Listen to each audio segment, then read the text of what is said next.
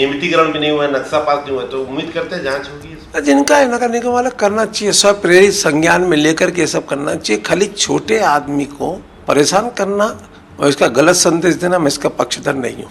पहली कार्रवाई उन अधिकारियों के ऊपर भी होना चाहिए जिनके संरक्षण में धंधा फूलता रहा।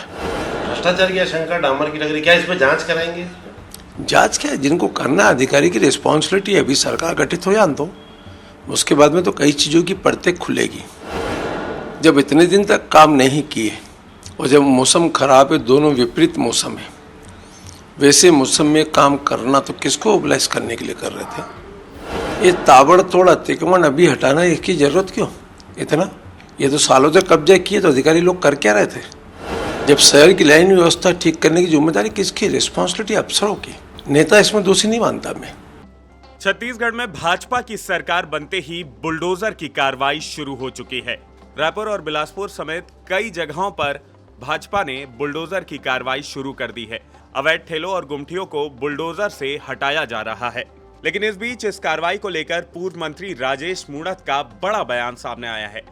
उनका कहना है कि सिर्फ ठेले गुमटियों पर ही नहीं, बल्कि बड़े लोगों पर भी अधिकारी कार्रवाई करें। बिल्डिंगों के बाहर सड़क पर खड़ी कारों पर भी कार्रवाई जरूरी है। उन्होंने कहा कि यातायात सुधारने के लिए सभी जगह कार्रवाई होना जरूरी है। बड़ी बिल्डिंगों के बाहर खड़ी गाड़ियों से व्यवस्था बिगड़ती है।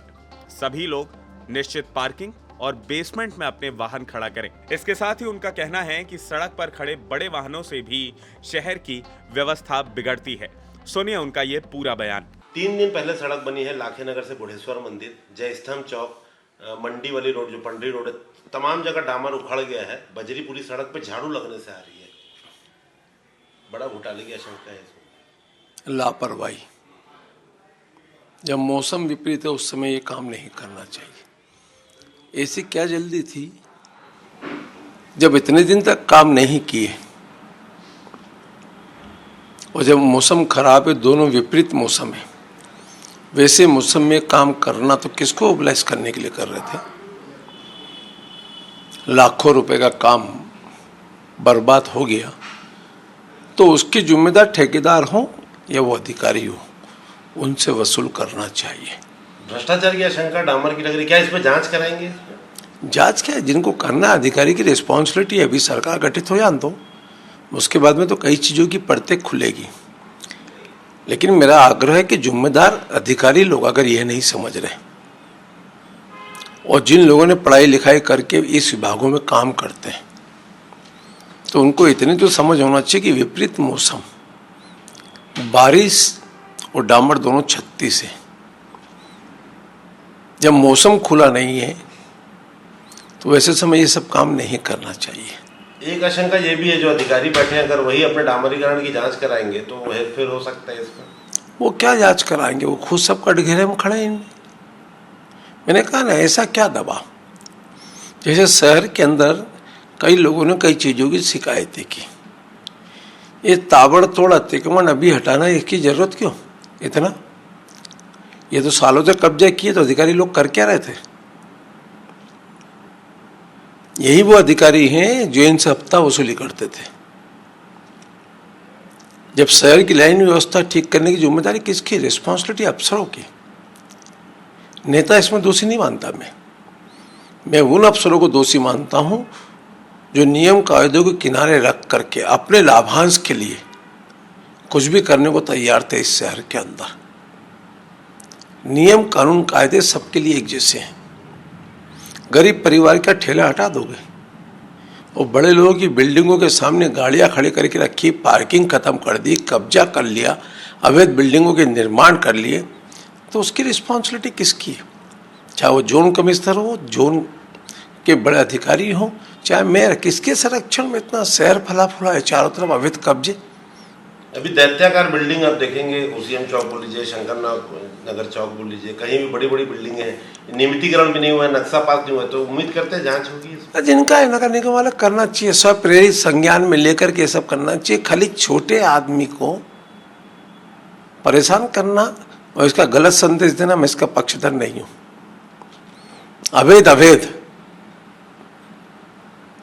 अगर आपने इतने दिनों से इनको संरक्षण में लेकर के आपके अधिकारी लोग और नीचे के तो आपने कार्रवाई क्यों नहीं की उनके ऊपर? पहली कार्रवाई उन अधिकारियों के ऊपर भी होना चाहिए जिनके संरक्षण में धंधा फूलता रहा। यह मेरा स्पष्ट मत है। मैं किसी का पक्षधर या विरोधी नहीं हूं, लेकिन गरीब जो 2 वक्त की रोटी के इंतजाम के चक्कर में लगा, उसको तो आप ठेले लेकर डंडा लेके भगाल दिए। हाँ, उसके संरक्षण में गलत काम हो रहा है, वो अंदर जाना चाहिए। गलत काम करवा रहा है, वो अंदर जाना चाहिए। लेकिन गुंडे मवाली चौराहे पे खड़े होकर न्यूसेंस वैल्यू खड़ा कर रहे हैं खुलेआम। अभी भी मैंने कल रात को भी एक बात देख करके आया हूँ। मेरा एक स्वभाव है, मैं रोज घूमता हूँ। अभी रात में घूम रहा हूँ, सुबह घूमना चालू करूँगा, और रोज की रिपोर्ट मेरे पास लोग फोन करके भेजते, भाई साहब यहाँ ऐसा चल रहा है। तो सरकार को स्वयं को संज्ञान में लेना चाहिए। एक आपने भाई नालंदा परिसर और सेंट्रल लाइब्रेरी बनाया आपने, और बहुत सौंदर्यीकरण हुआ था शहर का। तमाम चीजें चोरी हो गई, जिम का सामान चोरी हो गया, सेंट्रल लाइब्रेरी की जालियां चोरी हो गई। महापौर ने जो खुद 2.25 करोड़ रुपए का जो अपने शासकीय बंगले के आसपास सौंदर्यीकरण कराया था, वहां का लोहा ग्रिल काट के पत्थर तक, बेंच तक चोरी कर गए लोग। तो ये शहर तो कबाड़ों के हवाले था ही, तभी तो जनता ने परिवर्तन किया। इस शहर का कोई माई बाप है कि नहीं है? यही तो प्रश्न हम खड़ा कर रहे हैं। हम विपक्ष में लेके भी यही पूछते थे उनसे। चोर और कबाड़ियों का राज था। चोर कबाड़ी और शासन के कुछ नुमाइंदे लोग मिली भगत के अंदर धंधा करते थे इस शहर में। मेरा स्पष्ट आरोप है।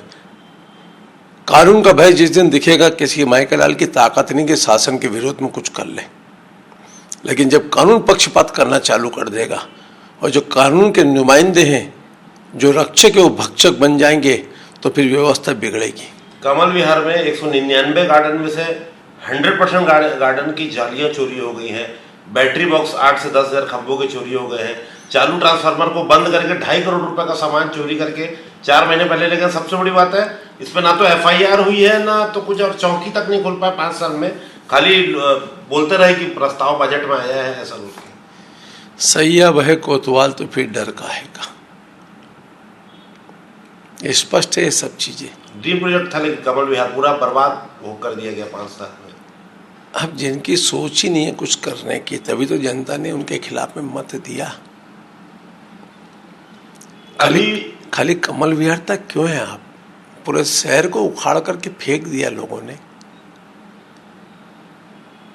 3 साल हो गए, 4 साल हो गए, मोती बाग चालू नहीं हो पाया। निगम के अंदर तो ये हाल हो गया है साहब कि किसका कानून किसका कायदा। निगम के अधिकारी लोग बुला बुला करके टेंडर देते हैं, छोटे छोटे काम। सब लिस्ट आई, ये करना पड़ेगा। हम लोग भी रहे उस विभाग के अंदर, कभी ऐसा सोचने का अवसर नहीं आया। हर जगह स्क्रैप कटिंग का माल दिख रहा है, बहुत ज्यादा कबाड़ी दिख रहे हैं। इस पे उम्मीद करें, क्योंकि आम घरों की जालियां दरवाजे तक चोरी होती, क्या उम्मीद करें? इंतजार करिए, सब कुछ ठीक हो जाएगा। और मैं आपके माध्यम से एक चीज कहना, अगर लाइन ऑर्डर मेंटेन करना है तो बाहर से जितने लोग आए हैं उनका वेरिफिकेशन होना जरूरी है। चाहे वो ऑटो चलाने वाला हो, चाहे वो रिक्शा चलाने वाला हो, या आउटर के अंदर मकानों में रहने वाले हों। अगर रायपुर का लाइन ऑर्डर ठीक करना है तो जितने भी किराएदार जिस मकान मालिक ने रखे हैं उसका थाने में वेरिफिकेशन होना चाहिए। ये राजधानी है, तभी कानून व्यवस्था ठीक होगी। लोग आते हैं गुंडागर्दी करके, कहीं से थोड़े दिन रहते हैं यहाँ पर, फिर कुछ कत्ल करके, कुछ गलत हरकतें करके चल देते। अगर इसके ऊपर सरकार वाकई में दबाव डाल के और पुलिस प्रशासन कुछ करता है तो वहाँ पर हमेशा इस चीज़ की चिंता करना चाहिए, अपने आप लाइन ऑर्डर ठीक हो जाएगा। एक चीज हम लोग को भी आशंका है, हमने खुद देखा है कवरेज के दौरान। रायपुर दक्षिण हो, पश्चिम हो, आउटर इलाका है, बहुत सारे बिहार साइड से लोग आए हैं। ऐसा लगता है कि रोहिंग्या काफी भर गए हैं। आधार कार्ड बनाने वाले अचानक से चेंज हुए थे कुछ महीने पहले। कुछ नए लोग आधार कार्ड बना रहे थे, बहुत सारे, एक दिन में सैकड़ों की संख्या में आधार कार्ड बने। तो आशंका तो ऐसा लगता है कि रोहिंग्या बहुत ज्यादा बस गए। इस पे आप लोग क्या सोचते हैं? देखिए, कोई भी बसाओ, मैं जाति वर्ग समाज के ऊपर बात नहीं करूँगा। दूसरे देश के लोग हैं, वो कहीं के भी हों। मैंने आपके सामने एक बात कह दी कि ये इनका परीक्षण होना चाहिए।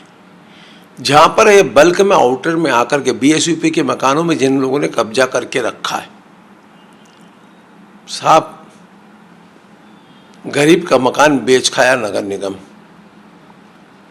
केंद्र सरकार की सब्सिडी खा गया नगर निगम, राज्य सरकार की सब्सिडी नहीं दी, जो करीब परिवार को 75,000 रुपये में मकान मिलना था, ये 4.25 लाख रुपए मकान बेचे, वो भी किस्तों में।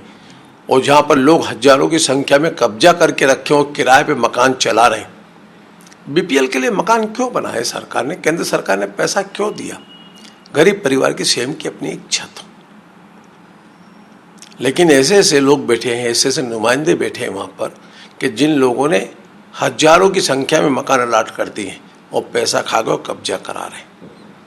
थोड़े दिन इंतजार करें, सब ठीक होगा। तो कुल मिलाकर राजेश मूणत ने अब ये इशारा कर दिया है कि सिर्फ ठेले और गुमटियों वालों पर ही नहीं, बल्कि अब बुलडोजर की कार्रवाई बड़े लोगों पर भी होगी।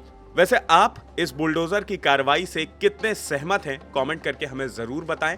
इसके साथ ही अगर आपको ये वीडियो पसंद आया हो तो इसे ज्यादा से ज्यादा लाइक और शेयर करें और IBC 24 के हमारे YouTube चैनल खबर विभाग को जरूर सब्सक्राइब करें। नमस्कार।